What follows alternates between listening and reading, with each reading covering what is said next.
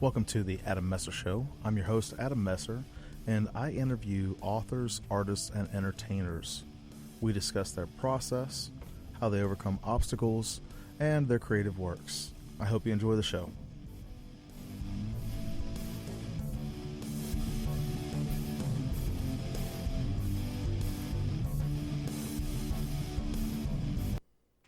All right, and you are in for a treat today. My guest today is a guy that doesn't really need much of an introduction, but his name is Bobby Nash, and he is an author outside of Atlanta. And you might have remembered him from being with the Quill. He came down as one of the authors of the Quill, and he goes to a lot of conventions up and down the southeast area here. So welcome to the show, Bobby. Thank you so much for being here today.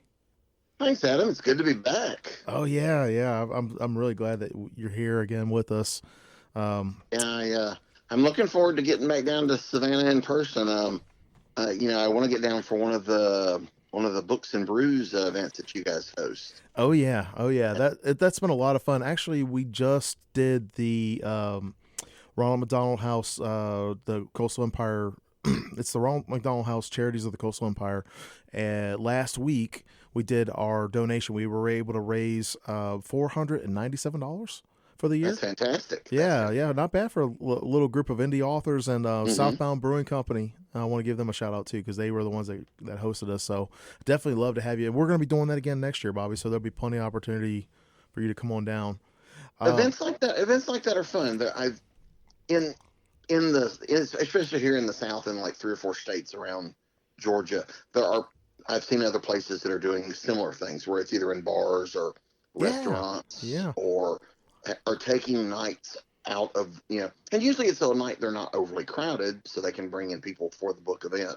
Well, the last time we talked, I actually was inspired to do that in our area because you actually were posting about going to different places reading at these different establishments or whatever. And I was like, you know what, this Books and Brews thing is kind of like, a lot of people are doing it.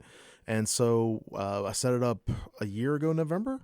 Mm-hmm. And Southbound Brewing Company's been, our gracious hosts with it. And, it's all in good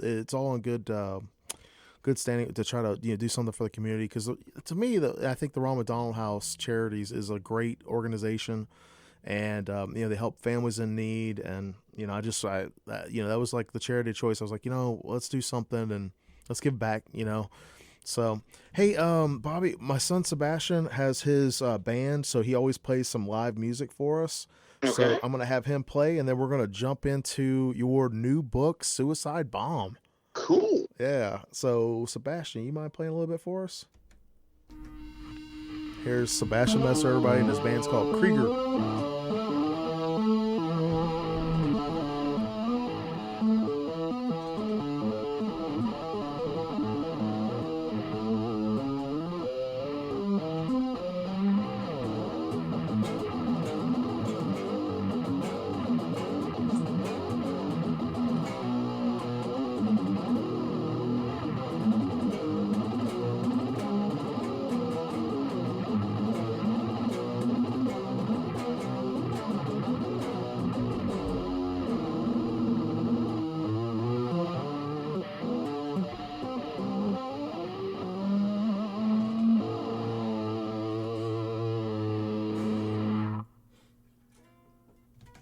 Everybody, that's a quick one. Thanks, Sebastian, for doing that.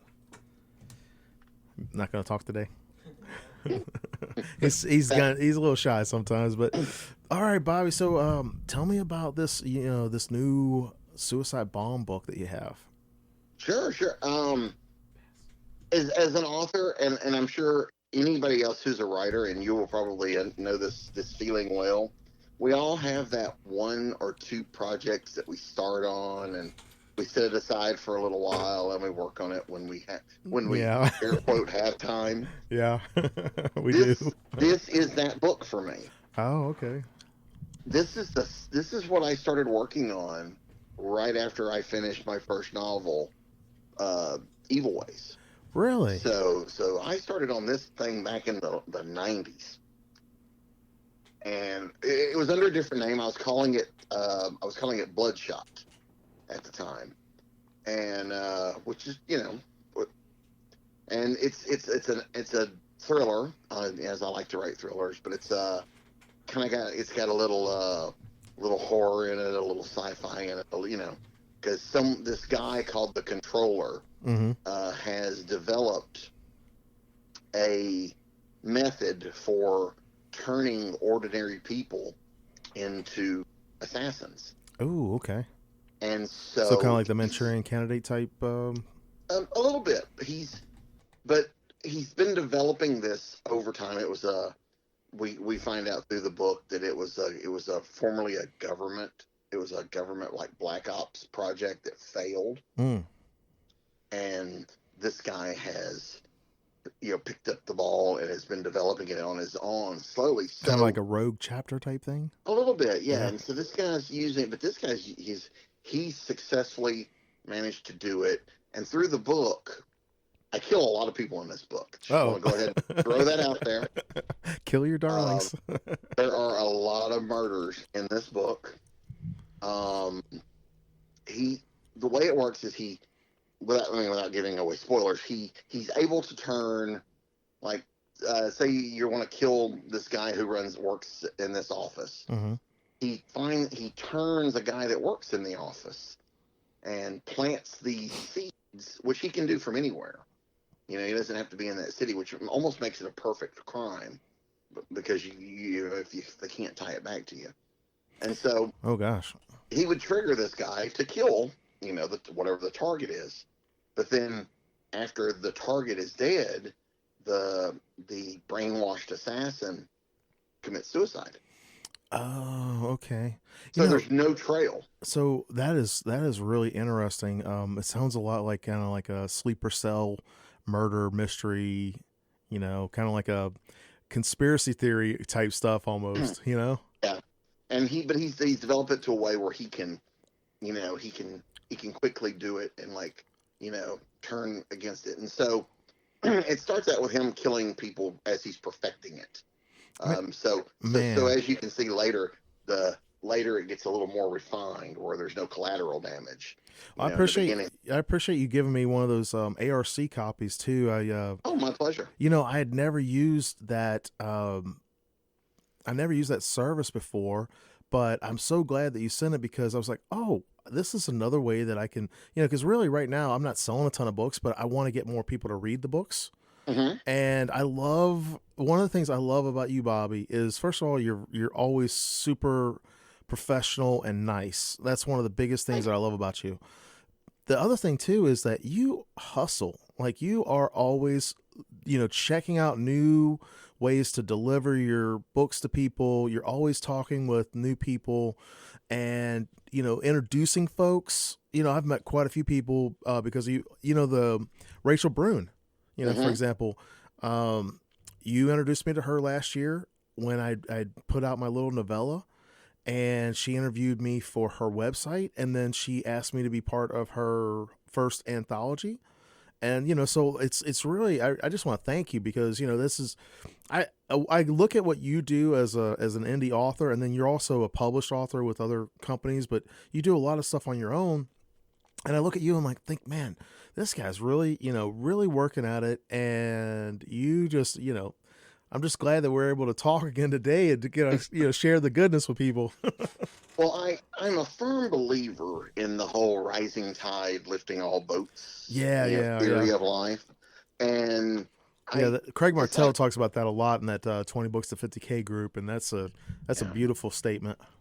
And like today, this week when I've been promoting being on the show, I do promote that to places where there are authors that I know. Mm-hmm. And so, like, on my page, I just post, hey, I'm going to be on the radio show. I'm going to be on the Adam Messer show. Check it out. Listen. But over here, when I post to these author groups and I'm posting to my author friends, I'm like, at the bottom, I'm adding, by the way, you guys should reach out to Adam. He's always looking for people to interview. Mm-hmm.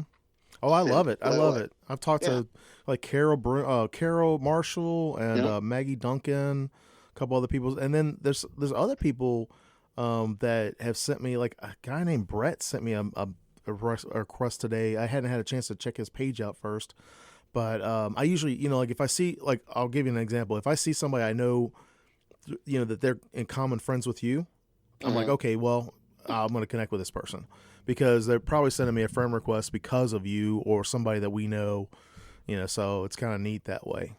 And and these things.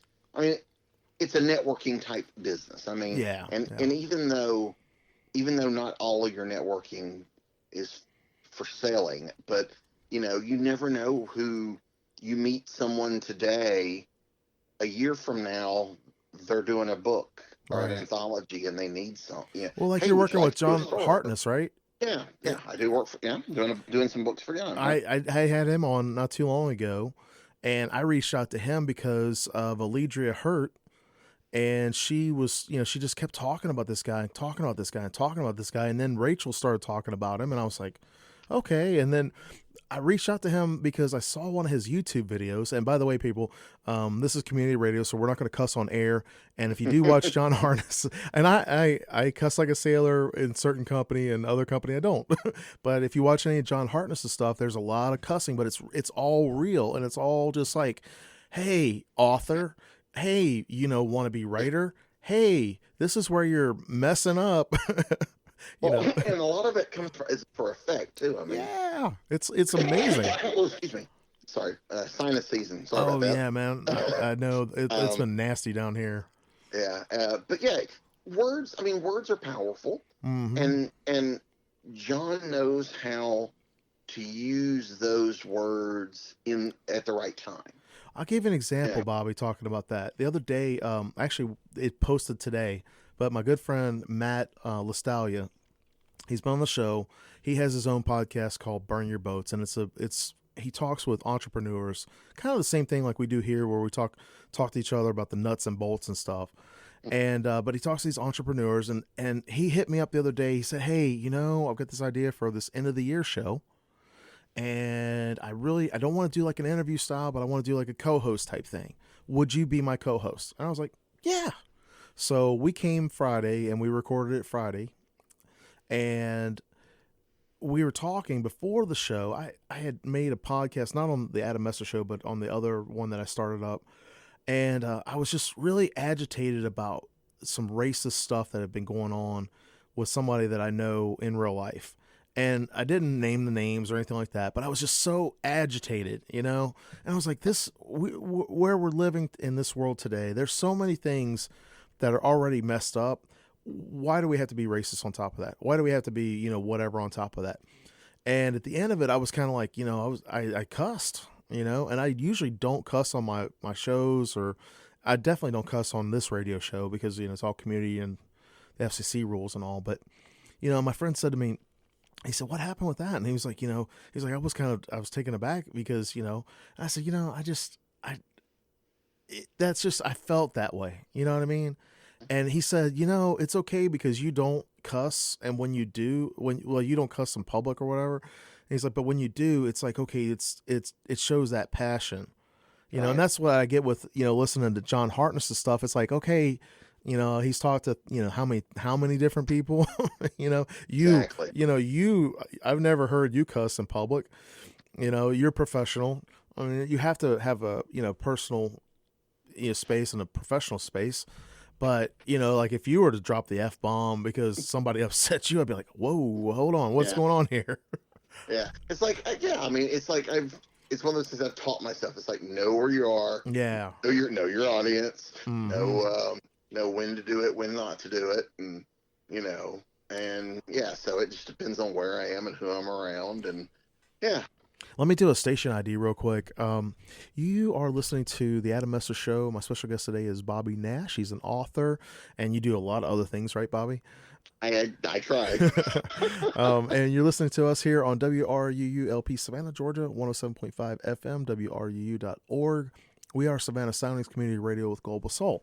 So, and the other things, like you write, you also do a lot of background acting, right? Yeah, I've done some background acting. I've done a little bit of regular acting too, but not a Okay. lot. It's fun. I enjoy it. I, I'm, I don't think anybody's gonna ever, I'm no Robert De Niro or Al Pacino, but I can deliver lines and do actions, and I've had some fun doing some projects. A friend of mine wrote a movie that came out. We filmed it last year, and it came out this year, and I had a small part in. Nice. Called Joe Striker, which was like an '80s style action movie. Nice. And I'm in a few scenes in that, and that was a lot of fun. And apparently they liked what I did because I not only survived the movie, I've been invited back for the sequel. That's awesome, man. You know, that's So, so crazy because when we were talking at the Books and Brews, there was a guy looking at, actually had a copy of Blood Thrasher there, and I had a copy of the anthology, Stories We Tell After Midnight, and he was looking at it, and I said, if you like '80s style horror movies, then you would like this kind of, my writing style, because that, for me, the horror that I like that kind of just nuts and bolts talking here. I like that genre. Like, I like the '80s style horror stuff. I And use I use something very similar when I'm promoting my snow books. It's like if you like '80s, '70s, and '80s PI and cop shows. yeah, like Columbo and stuff, or what was that Yeah, one? What was I the guy with the usually cue I ball and the usually oh, Kojak, yeah. Kojak? Yeah. I usually use Rockford Files and Magnum PI. Oh yeah, there we That's go. usually yeah. Yeah, they used to But have a lot of great detective shows. I've been watching this one called Midsummer Murders, and hmm it's on that we were talking about, not talking about, online, Pluto TV. Yep. Um, they've got a channel on there, and it plays nothing but Midsummer Murders. Yep. And it's like these little 2 hour, they're like episodes, but they're like an encapsulated movie, kind of like a movie made for TV type thing. Yep. And I love those old school shows like that. I have, yes, the streaming platforms are great for finding. Like I've discovered over the last few years a lot of great British detective Oh, I'm stories telling you. I was not familiar with. I certainly, I mean, if you like thrillers, I mean, hands down, I would say go watch Luther with Yeah, Luther. Idris Elba. Absolutely fantastic, and you can knock that out in a week, because it's like really short season. I've been And waiting for like the Mandalorian.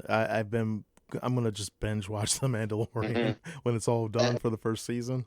that has been a lot of fun. I'm caught up. I'm really enjoying that. It's been a lot of fun. Yeah, it's very like it's like the almost like the Man with No Name on Other Planets, Mm. kind of. Yeah, it's got that Western feel to it. Can I? And I know. I mean, I know we talked about this before, but do you mind if I pick your brain a little bit about like writing, and because I think we talked about this before, like where do ideas come from, or type thing, and I steal them. yeah, I'm kidding, it's like the Force, right? It's like, but like this book, The Suicide Bomb. This is something you started kind of in the '90s, and took here we are almost in 2020, right? Mhm. You have been consistently making and producing and publishing new books, and you not only do books, but you also do comics. You write for Right. comics and stuff like that. Um, where do you get the motivation to be consistent, and to put the work in day after day? There's I don't know if this is actually what leads to the motivation, but there was a point And early motivation on might in not be my the best word. yeah. I'm looking kind of like, I want to know, what drives you to keep, working on Well, new projects and things. all right. Well, fairly early in my career, I came to this realization that the only way I was going to get anything done is if I stopped treating it like a hobby and treated it like a job. Okay. And by that I mean when it's a hobby, I come home. Do I feel like writing tonight? No, I don't. And you don't, or when it's a hobby, I get this new idea, and so I go over here and stop working on one project, work on the new idea. Mm-hmm. When it's your job, you get these great new ideas, and you just have to jot down notes and go, okay, let me put that over here because I can't work on that now. I've got to finish this. Okay. And, so treating it like the job means, man, I don't feel like writing today. I don't care. Put your butt in the seat and do something. Okay. So yeah. So the other side of that is, though, is like any other job. Now there are days where I just don't want to do it. Or like, if But you have health issues or, things like that, yeah, life happens, right? yeah. It's The like reason, yesterday. Yesterday I felt like crap. I felt my sinuses and all of are acting up. I felt awful. But I still tried to get a little done. I didn't get a lot done, but there was an attempt made to do something. well, that is part of life. That's, it's going to happen, right? Right. And here's where I'm at, Bobby. I've been, like I put the little novella out last year, and then I published a poetry book this year, which had actually it was really well received locally, and so I'm doing another poetry book in January. The Blood Thrasher 2 is coming out January 1, and I'm dead in the middle of doing edits and formatting. Right, Okay. so did the NaNoWriMo. Okay. Now, the last year to this year, I rebooted the Blood Thrasher 2 3 times. I wrote like 10,000 words or more a couple different times, and I was like, oh, it's just not the right story or whatever. Found the Save the Cat Writes a Novel by Jessica Brody, and that helped me change my pantser writing style into a plotter. Mm-hmm. And then also from last year to really, not caring so much about editing, um, to wanting to edit. Like last night, I was going through and I deleted over 6,000 words because Wow. it Okay. was Yeah. it was like a sidebar story arc, Mm-hmm. and I was like, it doesn't really help progress the story. All right. But then So those things, though, but you save those things yeah, I did. because you never know down the road. Even though it's a sidebar story, you might get a short story out of it that you release in an anthology that points back to your novel. So, Yeah. yeah, I mean, it's your brain starts to your brain know like your subconscious knows better than your consciousness knows, I think. Mm-hmm. And sometimes, and you feel it in your gut. You know when it works. You know when it's right. Yeah, because there's a lot of people that probably just heard you say I cut 6,000 words and are like, what? Yeah. Yeah. you know, but you get it. You want the story to be the best it can be, and it's hard to lose because 6,000 words, that's several days worth of work. Yeah, You know, it was actually almost a week of work yeah, because I was writing my work schedule, my normal 9 to 5 gig. I actually work. I leave the house at like 5:30 in the morning, and I don't get home until later Monday through Thursday. Sometimes like 8:30, 9 o'clock. Not because of work, but because of family obligations. right, And but I didn't feel that. I didn't feel the wound of it. You know what I mean? I was like, okay, well, I don't think that this it was a whole complete scene, but it was just like a sidebar scene. I introduced a new character, and it was kind of like had some lore to it for this, minor character in the book. And I was like, I don't think this will, work. I yeah, mean, it would be like if it was it'd be like a behind the scenes kind of thing. Like, well, this is what happened in between, that scene and this scene, and this is where they went, type thing. But, not for this book. You know what I mean? right. But it's good that you figured that out because there we as writers like to think everything we write is pure gold. Well, I'm kind And of at the point now where I feel like a lot of it's just garbage. yeah, well, I'm well, like, but it also sounds like you've got to the stage where you're thinking more about what's best for the overall story, yeah. not what's best for you as the writer, which is getting finished. Well, and I look at And myself like as a, and you're a vet. You've been around for a while. You've been published for a long time, and you also do the work. You not just, I'm not just saying okay because you publish whatever. You do the work, and I see that. I'm at the new stage where like okay, I'm just a year in with my fiction writing, and I've been published, with the paper since like 2014. So, but that's different. It's a different realm, you know. right, And right, so I'm still in that new writer stage, new author stage, and I'm actually dipping my toes into wanting to edit more. And the reason why I want to do like my own anthology is because I've been wanting to do an anthology for a couple of years, like a sci-fi anthology.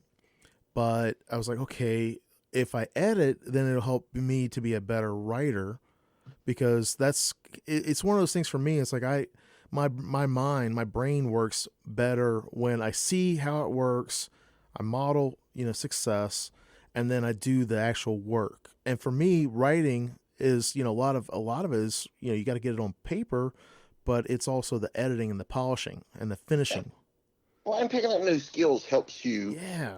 down the road. I mean, knowing how to edit, knowing how to do the production of the book if you're a self-publisher, because there's a lot of work that goes into. You don't just type the end and go publish that sucker. No, You there's can. There's a lot of people that do well, that, but it's you not right. can, It's not good. but yeah, there's production work you have to do to make sure the pages lay out correctly. And I feel like I've learned so much since last year when I put out that first novella, and doing that was such a nice little, uh, I don't know, kind of like getting my feet off the edge because for a couple of years I had been, talking to people about, oh, how do you do this and da da da, and I finally just pulled the trigger, right? yeah, So yeah, and but learning those tricks, even if you're not the person, like even excuse me, even when I do stuff for other publishers, right. because I know what they have to do, what has to be done, I take steps to make sure when I'm writing the book, their job is easier. Right, so that your process with them is already kind of standard, Right. right? Right. And you know what? That also helps you down the line. If every time they get a book in from you and the production people go, oh, God, this guy. Neil Gaiman talked about that. He said you have to have three things in order to keep getting work. He's like, if you're likable and your work is good, then they'll give you work. Mm-hmm. Well, the three things are like likability, your work, and meeting deadlines. And he was saying Okay. he was saying if you're likable and your work is good, but you don't meet deadlines, you're still gonna get work. Mm-hmm. If you're likable and you meet deadlines, but your work is not that good, they're still gonna give you work. But if you're not likable, you can't meet deadlines, Yeah, or you're not likable and your work's not any good, but you meet deadlines, you're not gonna keep getting work. yeah, because I hear people all the time. It's like, well, publishers. I mean, I hear people writers, especially new writers, complain about the submissions guidelines from publishers Oh yeah, yeah, all the time. yeah. And you know what? This I don't think this is giving away a state secret here, but No, that's your first test. that is your If you can't first assignment. if you can't follow directions here, Yeah. what makes us think you're going to follow directions when we give you edits? Oh, I'll give an example. Like that anthology, and I'm so glad that you're going to be part of it with the horror anthology next year. But I had an open. I just asked for 100-word summary. Like a story pitch. Mm-hmm. And the way I felt with that was if you can't, like Blake Snyder would say, you should have like a picture of a poster of your movie, and that poster should be like, okay, this is what this movie's about. It's kind of same thing with the blurb. Mm-hmm. You should know your story better than anybody else, and if you can't summarize that within 100 words or less, do you know the story? And so I had that, and I had a couple people that they didn't. It's the anthology's about the devil's due. It's kind of like a bad deal gone wrong, where the devil comes back to collect. And I had people like posting stuff. I was like, it's not a happy ending, no happily ever afters. I had people posting stuff like, oh, like it was like a romance type stuff. Mm-hmm. I had one that I don't know what they were thinking. It's like, this doesn't even sound like horror at all. It was more like fantasy. There are because I've worked with so many different publishers that have done a lot of anthologies. Yeah. There are writers out there who have written stories they don't have any place to put, and Ah. every open anthology they go, I'll send it to them, maybe they'll take it. Yeah, I actually, one of them, that just the one that was just like blatantly not even in the same ballpark. I just wrote back and said, did you read the submission guidelines? Because, I was like, I have to summarily reject this, because it's not anywhere near the story arc that we're looking for. And I'm offering pay. I mean, it's not a lot of money, but I'm trying to pay for, that.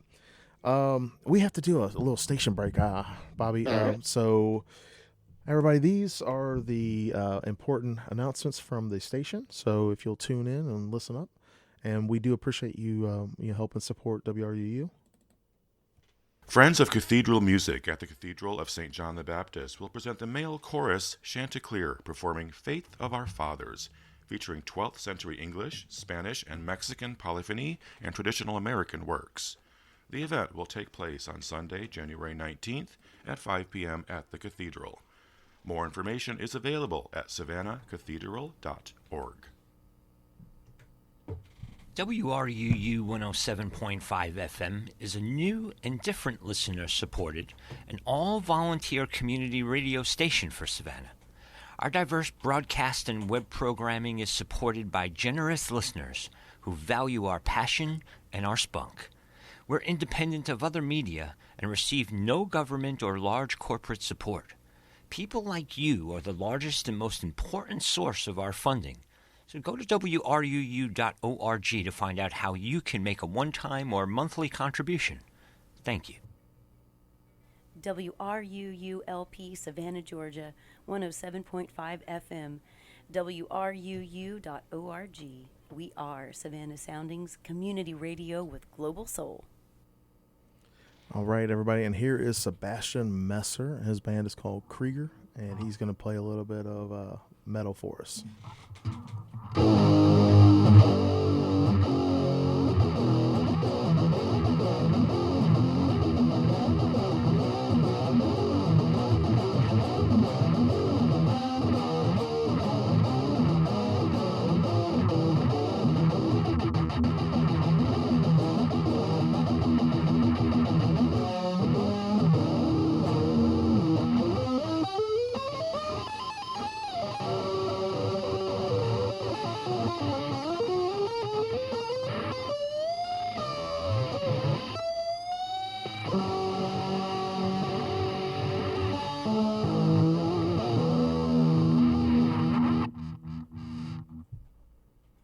Thank you, Sebastian. That was awesome.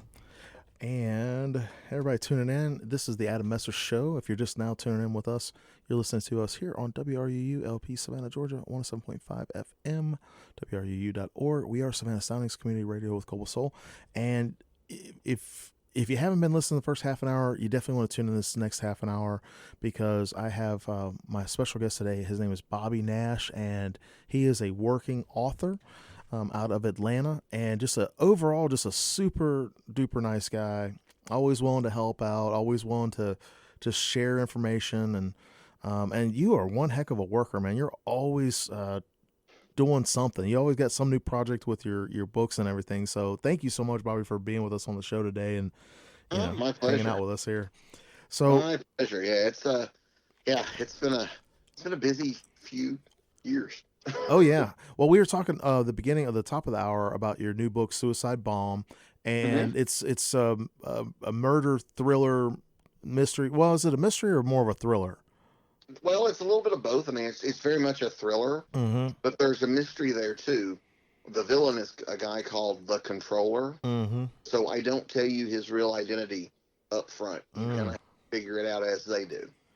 And I love the idea of the sleeper cell, where the controller, is kind of, it's I guess a defunct government program that he continues on, and then he turns it into like an assassination, was it assassination for hire type thing?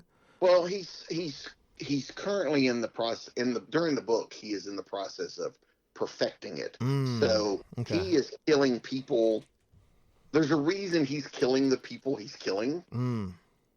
Once it's perfected, it would become one of these for hire things, but he's not there yet. Nobody's safe. Right. He's still trying to perfect it. Yeah. And because at the beginning of the novel, he's got it to where it works, but it's like giving a monkey a machine gun and saying your target's over there, and then they just start spraying in that general area. And he's trying to refine the process down to where when it's done, you give the monkey a scalpel, and they take care of just the one target, not. So he's working to get the process narrowed and focused where it, there's not all this extra collateral damage. That is awesome. You had another new book with your Snow series, right? Not too long ago. Well, it's been a few months now. the next book in the Snow series should be out in January. Okay. Well, it's supposed to be out this month. Fell a little behind. That happens. And you've also got some other stuff coming up down the pipe, right? Yeah, well, 2020 is looking pretty busy. There will be the four books I'm doing for Falstaff Books, and John Hartness is a spinoff of his Bubba the Monster Hunter series. It's a horror comedy series called Hunter Houston Horror Hunter. And so Houston is the number 2 monster hunter in the South, Bubba being number 1. In the Bubba books, Bubba and his team vanish. Now, in their books, they are sent off to fairyland where they have an adventure. But to the people here on Earth, they're just gone and presumed dead. Oh, wow. So suddenly, Houston is really busy because he is now having to take up the slack, and all of the people that would hire Bubba to solve the big problems are now coming to Houston. And it really... You're back. So I'm talking with Bobby Nash, and we got cut off there, Bobby. Sorry about that. Okay. So we were talking about the new series, and Hunter is taking over for Bubba because Bubba disappears, right? Right. Well, Houston was he gets very irritated about having to work a lot harder now because he was quite comfortable being number 2 because he didn't have to work too hard. And so he's now having to take on these bigger problems. Bigger jobs or whatever. Yeah. So there's going to be 4 of those that come out in 2020. Okay, they'll cool. be novella size. You know, I was talking about Hartness and his series or whatever of YouTube videos. He was talking about now you know, this is one of the things I want to kind of touch on. Now you're a well-known local author, and you have a nice little following. And he was talking about with newer authors or new to them authors that they like to do the smaller books, and it's, I guess, because it's a way to say, hey, you know, here's an author new to you type thing. And I like that idea of doing the shorter novellas because I like those little quick reads. Yeah, well, it's the publishing industry has really changed in the last couple of years. Yeah. Especially in the smaller press. I mean, because most of my sales tend to be ebooks. Oh, really? And most people reading ebooks aren't worried about how big it is. Right. Short it is, and so I've noticed with small, especially with smaller press or indie presses, the 40 to 40,000 word novellas are kind of the sweet spot. Well, I think back to remember back in the day, the sci-fi books and the westerns, they were all like 120, 150 pages, maybe. Yeah. Kind of like this in the 70s, the paperbacks. Yeah. I read a ton of those, like Isaac Asimov, Ray Bradbury, Louis L'Amour. You know, there were a ton of those little, I don't know, like Harlequin type style books, you know, that's the format. I mean, that's really the inspiration for the format of the snow books. They're all like 30,000 words, which is the size of a small 70s, 80s paperback. I can sell them at a lower price point. Right. You know, you're not having to pop out 10 and $20 for a paperback. I can sell them at a smaller price, and then I can put out more. I put out more a year, so you're getting a novel's worth or 2 novels worth a year. Right. They're just split up. Well, here's a question for you on that, because one of the things he talks about for authors is single point purchase or single price purchase or whatever. So he was talking about like prolific writers, you know, people that are like well known or whatever, that paperbacks, you know, like for $20, you know, that they might have like a 400 or 500 page, you know, book or whatever. And then he talked about, you know, like maybe 50,000 word book or whatever for, you know, newer authors, and that people are more willing to do like a $10 book, you know, on a new author than say spend $20 on a book when they don't know your work and they don't know if they would like it or not. And I mean, you know, honestly, $20, you know, for a book, if you go to a retail outlet right now, paperbacks are, anywhere from $15 to $20 right now. Yeah. For a Well, paperback.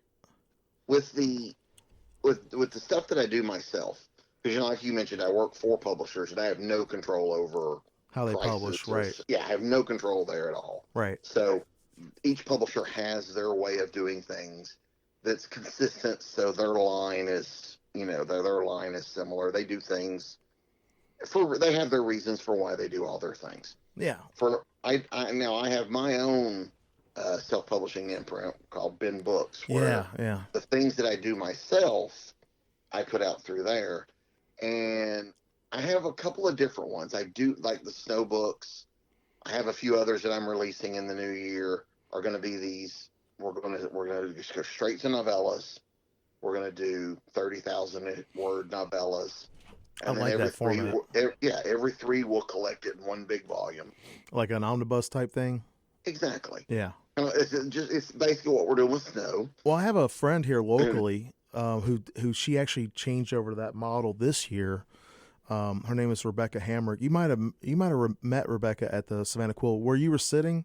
She was across from Josh, and she had that zombie series called the Chasing series or whatever. Yes. Okay. Yes. Well, this year she started publishing the Adelan series, and it's just a short novella, sci-fi comedy series. Mm-hmm. And she's been doing the same thing, and she's up to like book 5 now. And they're just, nice little quick reads. I think they're like maybe 45 to 50 pages or something like that. Just something like, nice little quick read. I think one of them was like 75 pages or something like that. But I think a lot of people, it's almost like watching an episode on TV. It's like, yeah, it's kind of like, okay, well, this is a little series, and if I get it for 99 cents or $1.99 or whatever, and I can follow along with it without having to commit to a longer read. Well, and where you have to be as a doing it yourself kind of person, you have to be aware of if book number 1 is 30,000 words and you're selling it for, like in my case, I'm selling the paperback for $7. The ebook I think is $2.99 for the snow books. If that's the case with book 1, then book 2 better be $7. Book 3 better be $7. Be consistent, right? Be consistent. Don't write a 30,000 word book 1 and a 90,000 word book 2. Well, here's a dilemma that I have. The first novella, like the Blood Thrasher series, the first one I did, it was about 10,000 words, right? Mm-hmm. Or I think it was like 10,100 words or something like that. The second one is 50,000 words, and I think right now, well, it was sitting on like 55 or 56 or whatever. And I cut all those words. But now your third one, you can't go back to 10,000 for your third one. Right. I don't want to do that. Right. I had thought about chunking it up into 2 parts, but I was like, I don't really want to. I want to make it into a trilogy because I just want to finish it up, and then I'm going to put all of them together, know. But the next series that I'm looking at, I was thinking about doing the same thing with just having consistent word count. Like the next Blood Thrasher I want to do is going to be about 50,000 words. So it'll be all together, it'd be like 110,000 words for the total series for that. But the next series I want to do something kind of like you're talking about with like, 25 to 30,000 words, and then just do a series of them. Right. So is that more like you said that the trends have changed? It seems to be. I have a few publishers that I'm doing stuff for who are asking for stories that are 40 to 50,000 words. Okay. That seems to be kind of the sweet spot for small and medium and independent publishers are looking for that. Okay. With me on mine, when I'm doing like the snow books and whatnot, I'm doing 30. That's just the number that I picked because I'm also thinking about when I collect the 3 together. Right. If I do 30 a piece, I'm looking at a 90,000 word book, which is about the size of a full length novel, which is about the size of Suicide Bomb. Right. So I want to keep it. So there was a lot of thought on my end about keeping it so the books that are the size of Suicide Bomb and Evil Ways and Deadly Games and the Collected Snow are all the same price. Right. So there was a lot of thought that went into that. There's thought, what do I do? Where do I put my ebooks, and why do I put them there? Hold that thought, Bobby. Let me do a station ID real quick. Hey, everybody, you're listening to WRUULP Savannah, Georgia, 107.5 FM, WRUU.org. We are Savannah Soundings Community Radio with Global Soul. I'm your host, Adam Messer. This is the Adam Messer Show, and my special guest today is Bobby Nash, and we're talking today about his new book, Suicide Bomb, and some other stuff that he's been doing. And right now, we're talking more about kind of like some of the self-publishing nuts and bolts. So thank you for tuning in, everybody. So, Bobby, you were saying that you picked 30,000 words. You do mostly e-book sales, you said, right? Most of my sales tend to be ebooks. I do sell the paperbacks as well, but like through things like Amazon and Barnes and Noble and places like that, it tends to be mostly ebooks. When I do conventions or appearances or whatever, I sell paper books because people are getting autographs, and right, copies, and you can buy those directly from me too, or through my website, or you can buy them through Amazon or whatever. But for the most part, it's ebooks. Well, I love the fact that, one of the things that I kind of saw that you've been doing too, I don't know when you started doing it, but that you have the audiobooks now. Yes. Like the Ben Audio. Right. I started last year, or no, this year. Yeah. This year or last year, I started, I want to say it's last year, with doing my books. I'd had some of the stuff I've done for other publishers had been turned into audiobooks. But I started doing my own books this year. I've been very lucky. I found some fantastic narrators to read the books. Yeah. Well, I did the thing is, I did that Wrong Turn story and Rachel Brune's Stories We Tell After Midnight. And part of the publishing agreement is exclusivity for 6 months with her. And then after that, it's a mutually exclusive. We can both publish it. Mm-hmm. But I had hired Alidria Hurt to narrate it for me because I was like, okay, I want to put this out on Audible. And I went to go, she published it, she sent me the stuff, and I went to go put it on Audible the same week. I wanted to put it on in Halloween or whatever. And you have to have a standalone book through Amazon in order to publish it through Audible. So what I did was I released it for free through my podcast. Mm-hmm. And I was going to take it back down. I haven't taken it down yet, but I love audiobooks. I'll be honest with you. I really love audiobooks because I listen to them on the way into work. I mostly listen to like non-fiction, but I was like, you know what? There are other people that like audiobooks. And I saw where you're doing, the Ben books with the audio. And I think it's just a great, I love the fact that as a micro publisher or indie publisher or whatever you want to call it, that we have all these tools available for us now to be able to do stuff.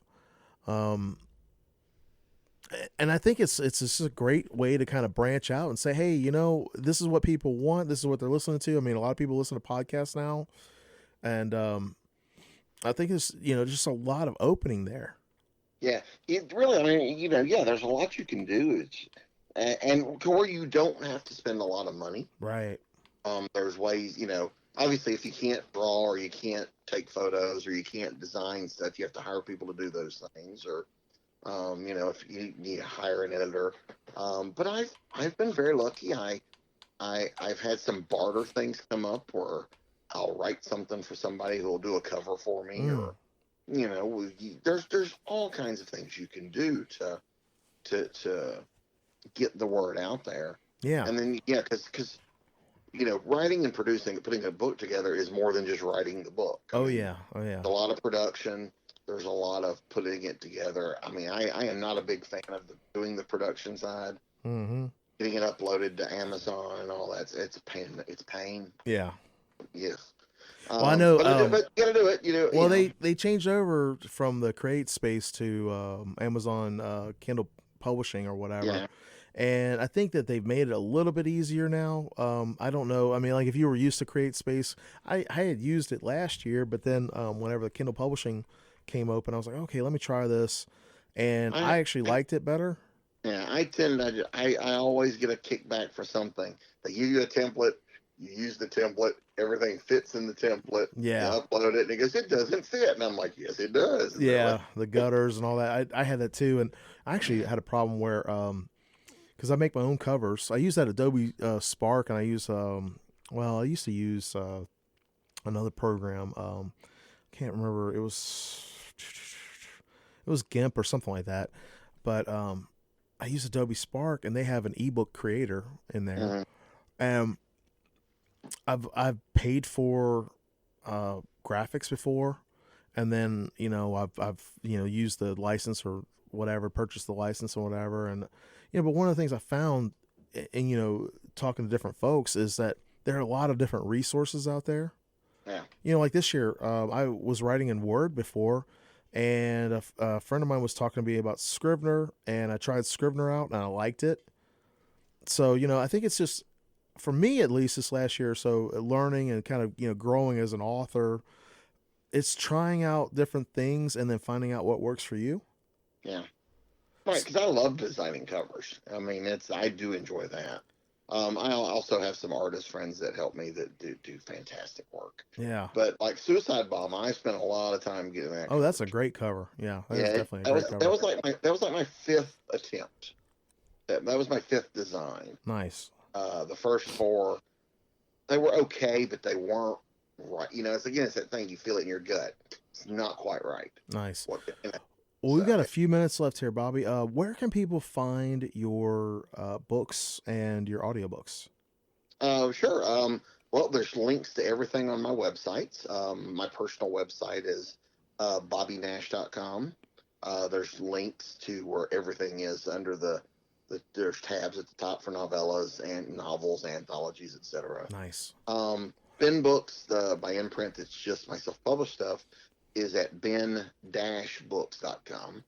And there's links there to everything as well. I'm all over social media. Oh yeah. Facebook, Twitter, Instagram, etc., etc. You also do a newsletter, right? I do a monthly newsletter you can sign up for through my website. I have an online store. You can buy autographed books directly from me. I also do some sales where I have a big box of books sale where you get 7 books for $50, and wow.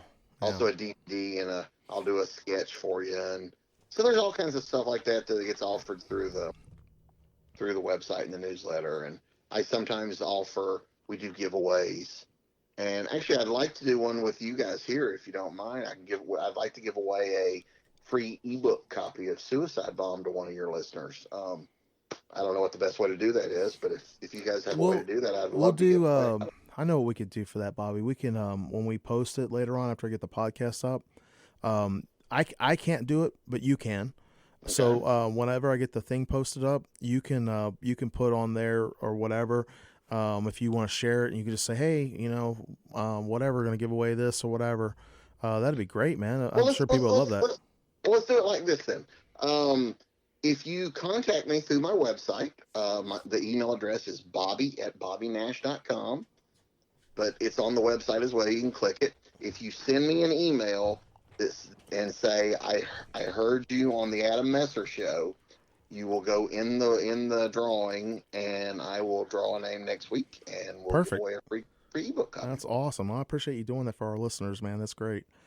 So, well, thank you so much, Bobby, for being on the show today, man. It's always a pleasure, and I definitely want to have you back on after the new year. I'm so glad that you were able to come on today and talk with us, because I know it's kind of like you've got a lot of stuff going on, especially with the holidays and all, but I really enjoyed having you on the show today, man.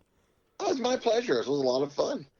All right, everybody, stay tuned, because at the 4:00 hour we have Bill Cooper and the lovely Marianne Cooper, and you've been listening to us on WRUU-LP Savannah, Georgia, 107.5 FM, WRUU.org. We are Savannah Soundings Community Radio with Global Soul, and my special guest today has been Bobby Nash. He is a prolific author. And Bobby, one more time before we go, where can they check you out at? Is it the bobbynash.com? Is that the best one? bobbynash.com. Bobbynash.com. That's my personal page. Everything's there. So. Awesome. All right. Thanks, Bobby. My Everybody, pleasure. stay tuned.